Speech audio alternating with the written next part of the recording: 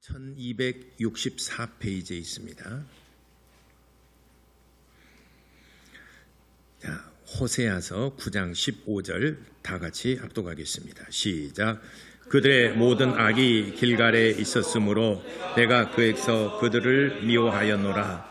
그들의 행위가 감으로 내 집에서 그들을 쫓아내고 다시는 사랑하지 아니하리라. 그들의 지도자들은 다 반역한 자니라. 아멘.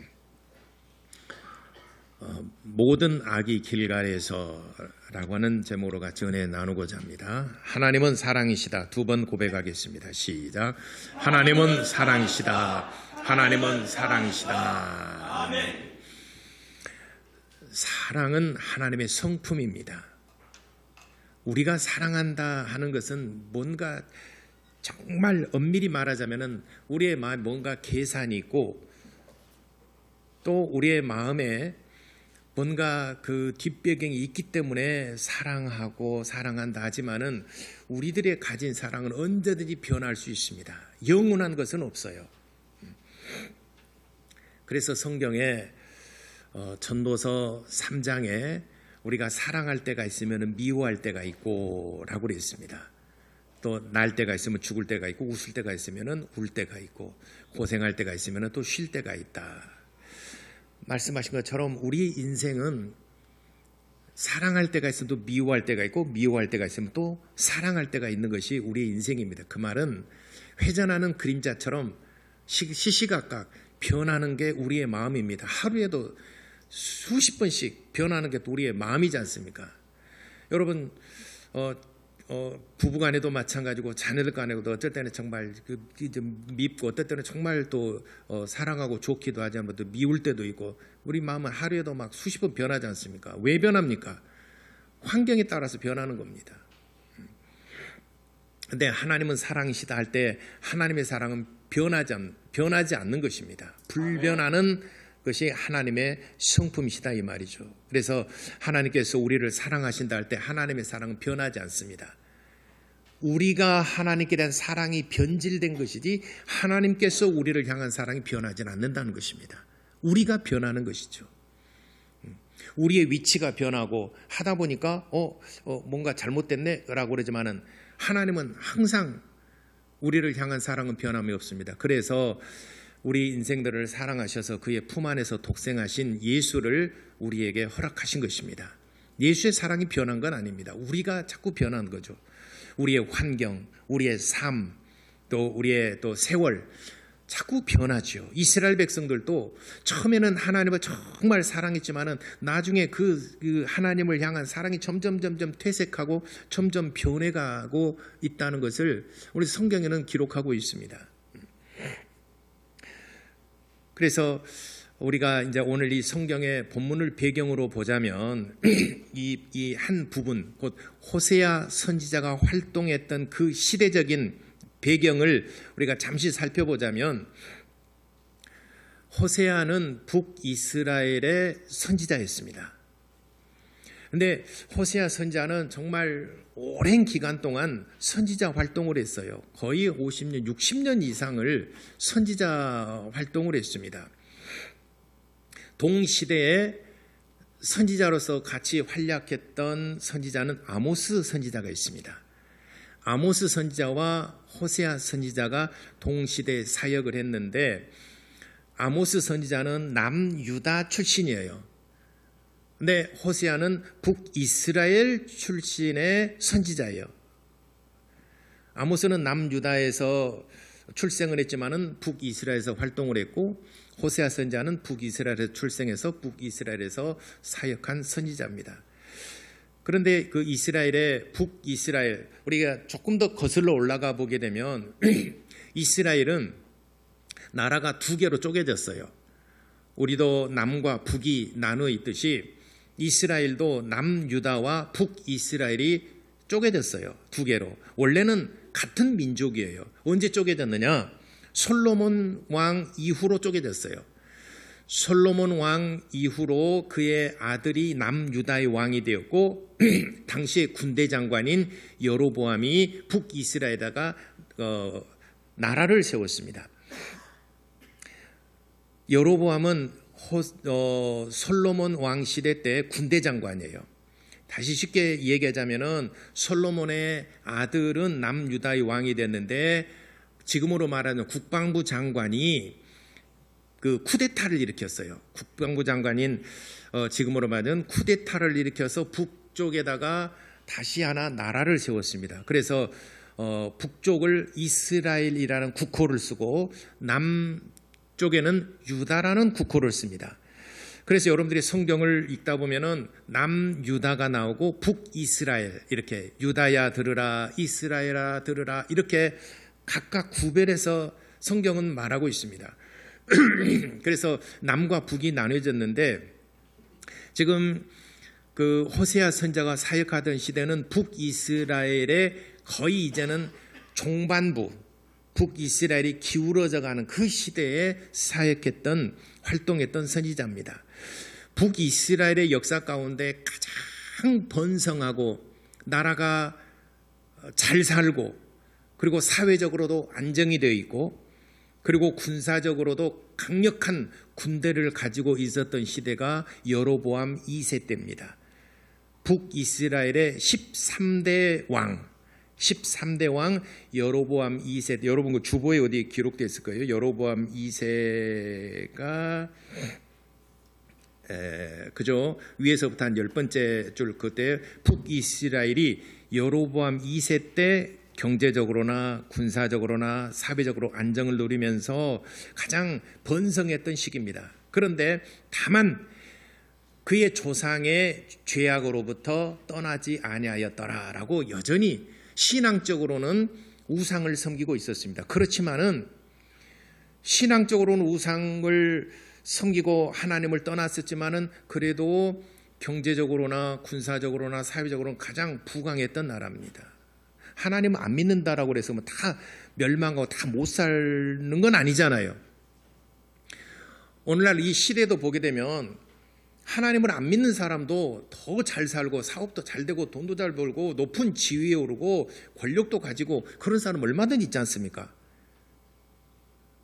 뭐 동의 안 하십니까? 그러면은 하나님을 믿는 사람은 다 높은 자리에 올라가고 다 돈도 잘 벌고 하는 것마다 다 잘 되고 하나님 안 믿는 사람은 다 몰락하고 병들고 시들어지고 다 하는 것마다 망하고 그랬으면 좋겠습니까? 아멘. 난 솔직히 그랬으면 좀 좋겠어요. 그렇지만 이 세상은 그렇지 않지 않습니까? 노력하는 것만큼 되지 않습니까?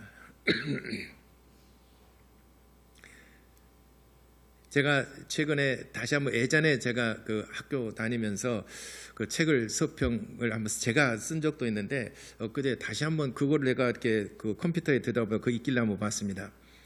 마키아벨리의 그 군주론이라는 그 책이 있는데 그 한 줄만 제가 한번 말씀드릴게요. 여러분, 정치와 도덕은 공존할 수 있습니까? 이 질문을 한번 해봅니다. 정치와 도덕은 공존할 수 있을까? 이게 좀 마키아벨리에서 이제 마지막으로 한번 그 군주론에서 던져본 질문입니다. 정치와 도덕은 공존할 수 있을까? 그러니까 우리가 이 세상에 살면서 하나님 믿는 사람들이 다 잘되고 하나님 안 믿는 사람 다 잘못될까? 그러지는 또 않지 않습니까? 그랬으면 좋겠지만 만일 그렇다면 하나님 믿는 사람 다 잘되고 돈도 잘 벌고 하는 것마다 다 부흥하고 하나님 안 믿는 사람 다 안 되고 그런다면은 여러분이 지금 여기 앞자리에 앉고 여기 성관에 앉아있을 자리가 아마 부족할 겁니다. 여러분 굉장히 여러분 이 자리에 앉아있기가 힘들 겁니다. 그렇죠?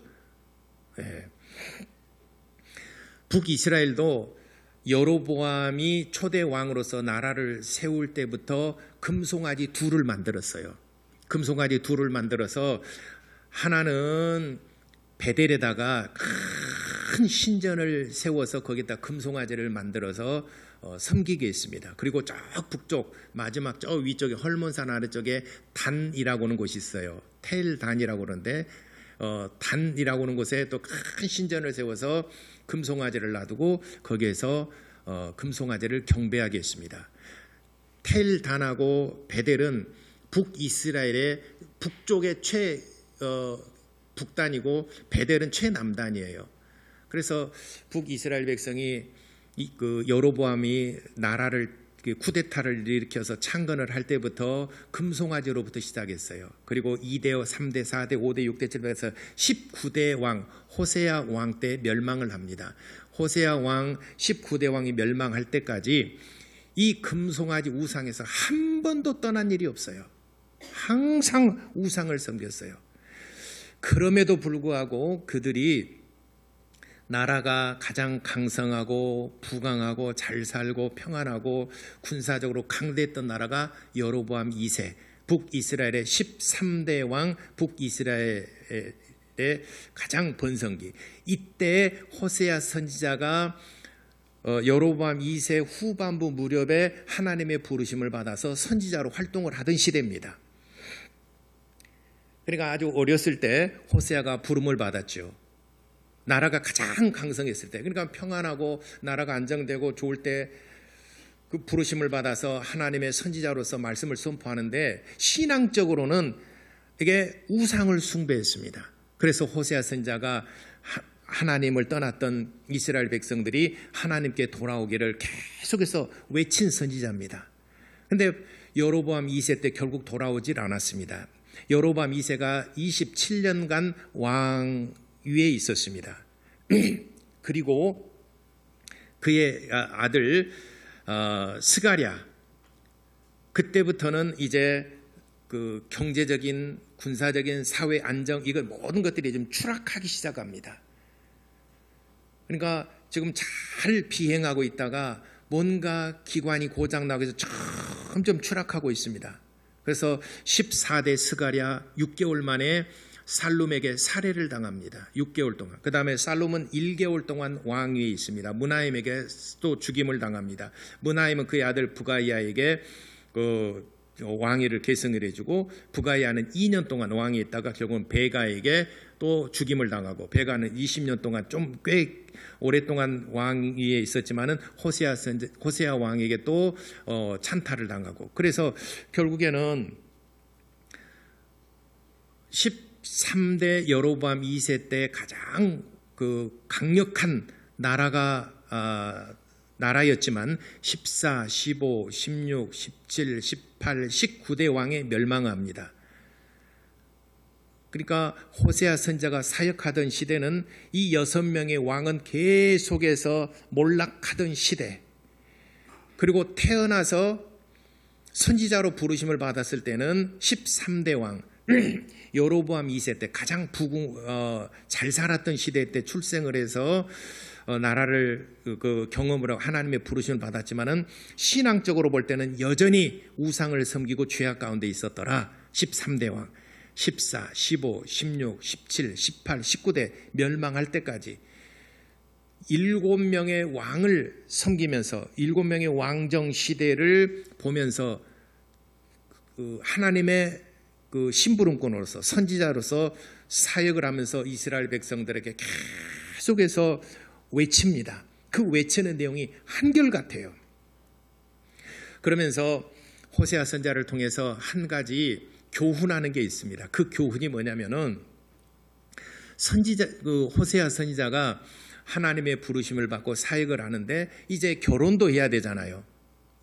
결혼을 해야 되는데 그래도 선지자가 하나님의 종으로서 성직자로 부르심을 받아서 결혼을 하려고 하는데 처녀하고 결혼을 하고 싶잖아요.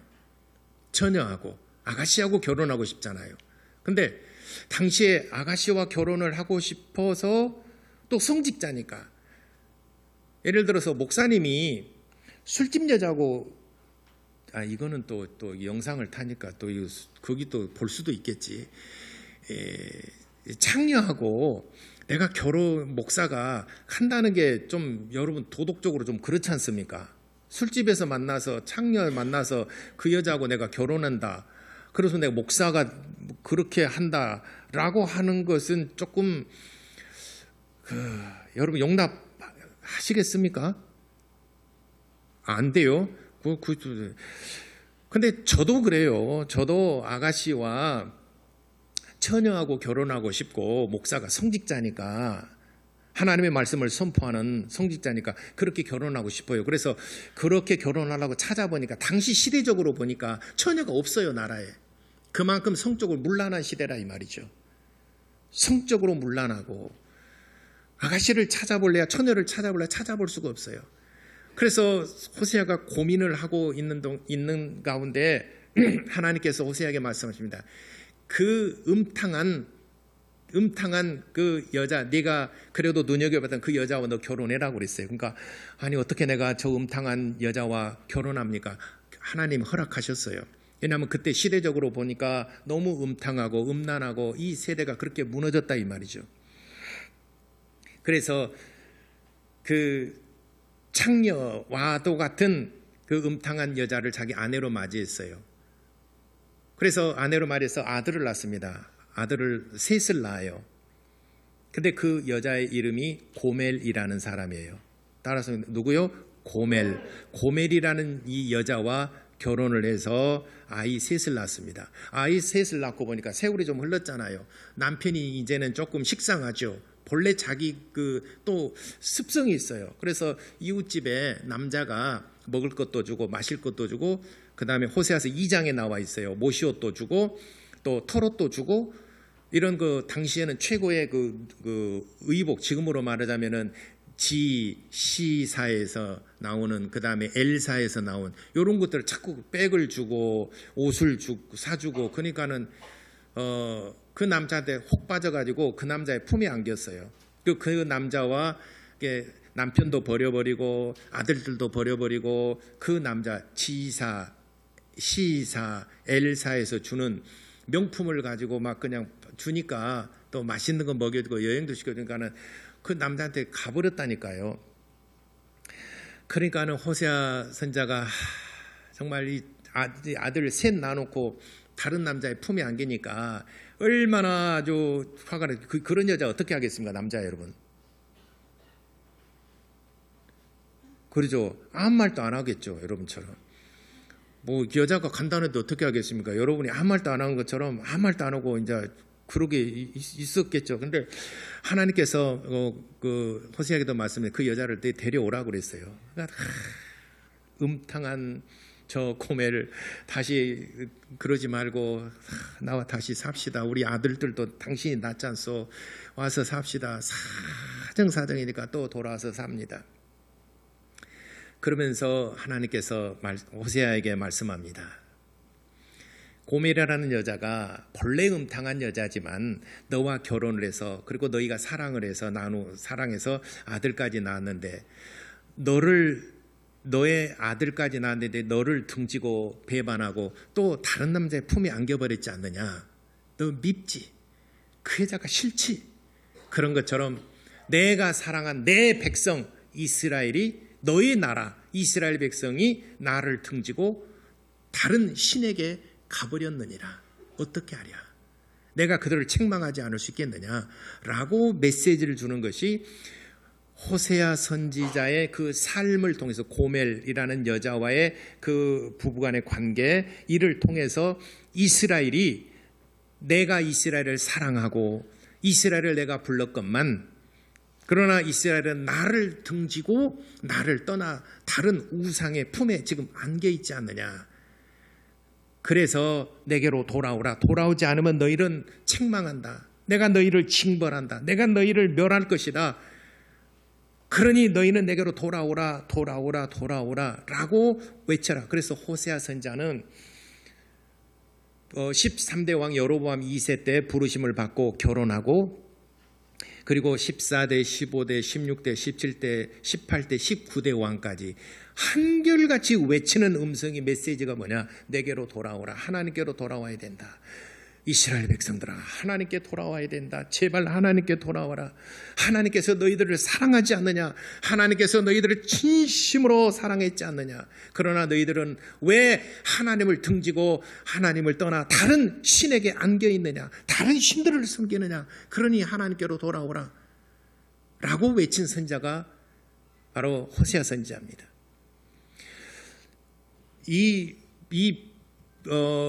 호세아 본문은 아니지만 남유다도 이와 비슷한 상황이 있어요.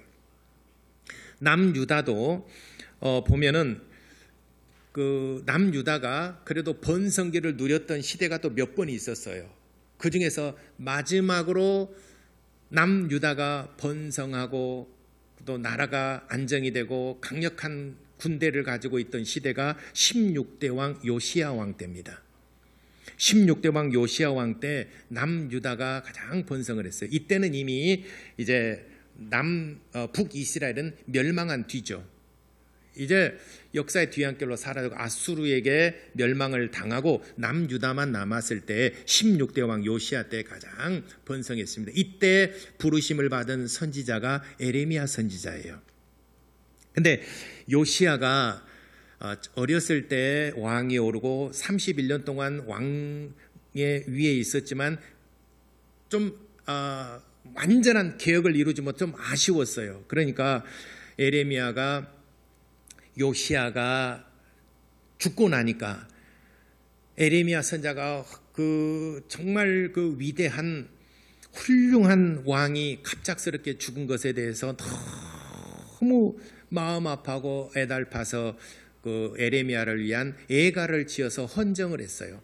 지금 우리가 에레미야 다음에 에레미야 애가가 나오는데 그 에레미야 애가는 그때 당시 지은 헌정한 시는 아니에요. 에레미야가 요시야 왕의 죽음을 그렇게 애도하고 아파했던 그런 심정을 에레미야서의 후반부에 기록하고 있습니다. 그리고 이제 요시야가 죽고 나면 17대, 18대, 19대, 20대 왕까지 죽을 때까지 이 남유다가 바벨론에게 멸망할 때까지 계속해서 우상을 숭배하고 결국에는 바벨론에게 멸망을 당합니다. 한때는 정말 부강했던 나라가 점점 추락하는 비행기 안에 있는 것처럼 그거를 지켜봐야만 되는 에레미야 그의 마음, 그것이 에레미야 선지자 글을 통해서 쭉 기록되고 있습니다. 안타까운 마음이죠. 하나님께로 돌아오라, 하나님께로 돌아오라. 그러니까 에레미야 선지자는 남유다에서 16대 왕 때 가장 번성기를 누렸다면 17, 18, 19, 20대 왕 멸망할 때까지 나라가 계속 추락해가는 것을 보면서 지켜보면서 정말 하나님을 떠난 남유다 백성들 그리고 계속해서 망해가는 그 조국을 보면서 마음을 쥐어짜면서 글을 쓴 것이 에레미야 글입니다. 그러니까 남유다에는 에레미야가 있었다면 북이스라엘은 호세아 선지자가 있어요. 그래서 호세아 선지자는 북이스라엘이 점점 멸망해 가는 것을 보면서 외치고 또 외치고 목이 터져라 외치고 이스라엘 백성들에게 외치지만은 이스라엘 백성들은 귀를 막고 들으려고 하지 않고 하나님께 돌아오질 않았습니다. 결국은 아수르에게 멸망을 받았습니다. 아수르에게 멸망을 받으니까 이제 아수르의 포로가 되고 남자들은 포로가 되고 아니면 죽임을 당하든지 그래서 아수르가 했던 북이스라엘을 멸망시키고 점령하고 썼던 정책 중에 하나가 뭐냐면은 북이스라엘에는 모든 남자와 여자들은 전부 다 이주를 시켰어요. 이주를 시켰다는 것은 그 나라에 한 명도 살지 못하고 아수르에게 전부 다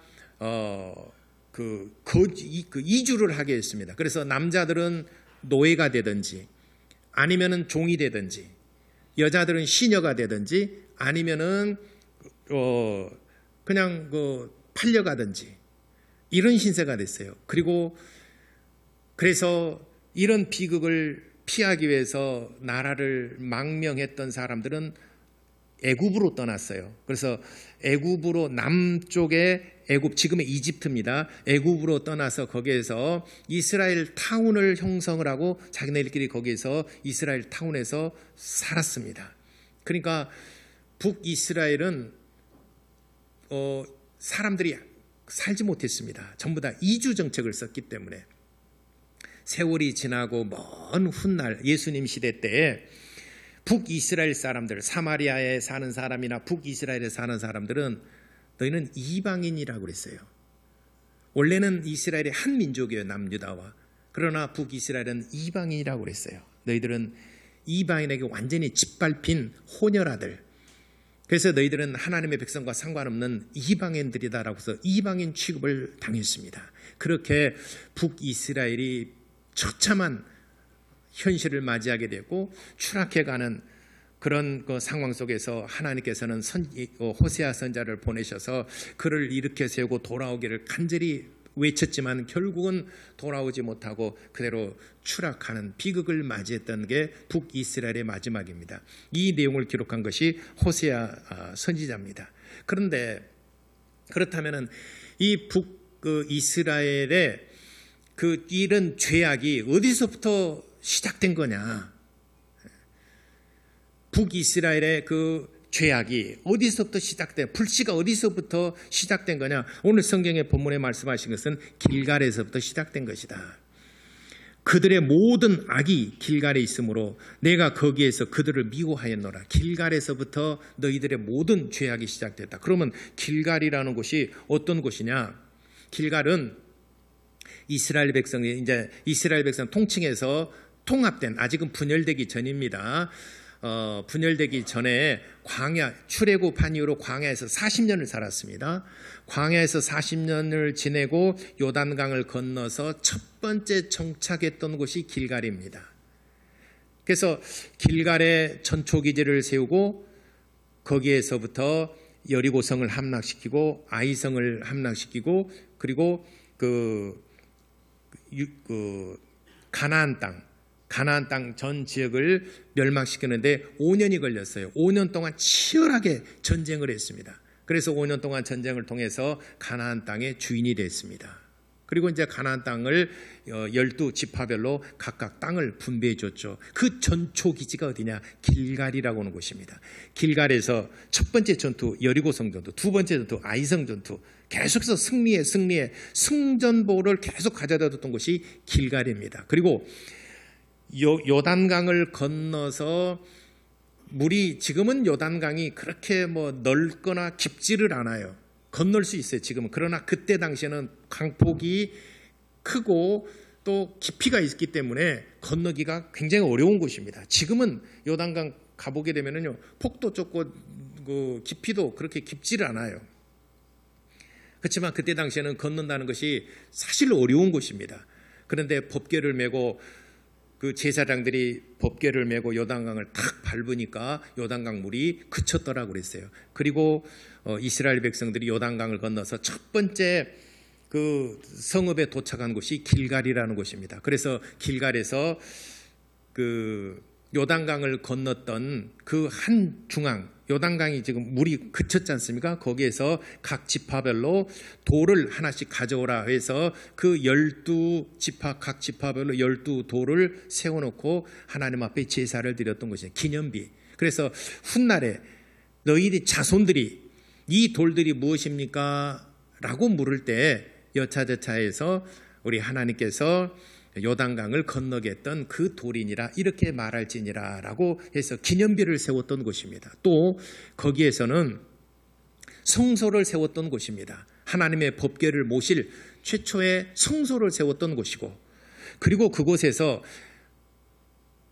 그 광야 시대 때는 할례를 행하지 않았어요. 왜냐하면 너무 힘드니까 할례를 행하지 않았습니다. 40년 동안 할례를 안 했습니다. 그런데 요단강을 건너고 길갈에서 이제는 하나님이 약속한 땅에 첫 발을 디뎠던 첫 번째 성읍인 길갈에서 이스라엘 백성 남자들은 모두 할례를 행하게 했던 곳입니다. 그리고 엘리사 선지자가 주로 활동했던 주 무대가 바로 길갈입니다. 그래서 길갈은 우리가 구약 성경을 읽을 때 역사적으로 굉장히 중요한 곳이기 때문에 길갈 꼭 여러분들이 아셔야 돼요. 그리고 실로, 요 정도는 여러분들이 꼭 아셔야 될 곳인데 어찌 보면 굉장히 중요한 곳이 길갈입니다. 길갈에서는 첫 번째 성읍이고 거기서부터 전초기지로서 가나안 땅을 정복하고 할례도 행하고 유월절도 지키고 법궤를 모셔놓은 성소도 마련했고 했던 곳입니다. 그런데 모든 죄악이 길갈로부터 시작되었다. 이 말은 너희가 처음 사랑에서 떠나버렸다. 처음 사랑을 잃어버렸다 하는 말입니다. 자, 이 말을 새 번역에서는 조금 더, 지금 여기는 조금 우리가 그 성경을 볼 때 고어적인 것도 좀 있어요. 근데 우리가 새 번역에는 이렇게 기록이 돼 있어요. 한번 보세요. 새 번역과 현대인의 성경은 이렇게 기록돼서 비슷하지만 우리가 읽기에 굉장히 좀 편하죠. 이 백성의 온과 죄악은 길갈에서도 시작됐다. 이렇게 세 번역에는 내가 그들을 미워하기 시작한 것도 길갈에서부터다. 좀 이상하잖아요. 길갈에서는 처음으로 법궤를 이게 모시는 성소를 만들고 할례도 행하고 전초기지로서 여리고 성도 무너뜨리고 아이 성도 무너뜨리는 전초기지고 그리고 가나안 땅을 정복했던 5년 동안 전쟁을 치를 때 전초기지였었는데 내가 그들을 미워하기 시작한 것도 이 길갈에서부터다. 현대인의 성경에도 비슷하게 기록됐는데 이렇게 써요. 그들의 모든 악이 길갈에서 시작되었으므로 악이 어디서부터 시작됐어요? 길갈에서부터 시작되었다. 내가 거기서 그들을 미워하기 시작하였다라고 조금 더 쉽게 서번역이나 현대인의 성경은 이렇게 기록하고 있습니다. 그래서 온갖 죄악이 길갈에서 시작됐다. 그러니까 내가 처음 사랑을 받았고 처음 은혜를 받았던 그것에서부터 떠나 있기 때문에 처음 사랑을 버렸기 때문에 내게로 돌아오라 말씀하신 겁니다. 그래서 호세아 선지자를 통해서 계속해서 외친 것은 내게로 돌아오라. 처음 사랑을 잃어버리지 말고 다시 돌아오라. 내게로 돌아오라. 이렇게 호세아 선지자는 계속해서 60년 이상을 이스라엘 백성들을 향하여 외칩니다. 그러나 이스라엘 백성들은 이 말씀에 귀를 닫고 들으려고 하질 않았습니다. 결국은 그들은 나라를 잃어버리고 그들의 삶은 정말 비참하고 비극으로 끝난 게 북이스라엘의 역사입니다. 하나님의 말씀을 무시하고 하나님의 말씀을 듣기를 싫어한 사람들은 그들의 결국이 이와 같이 된다라고 하는 것을 오늘 신약교회 시대를 살아가는 우리에게 교훈하고 있는 것입니다. 그래서 여러분들이 우상을 버리고 하나님을 떠났던 것을 버리고 하나님께로 다시 돌아와서 하나님의 은혜를 경험하시게 되기를 예수 이름으로 축원합니다.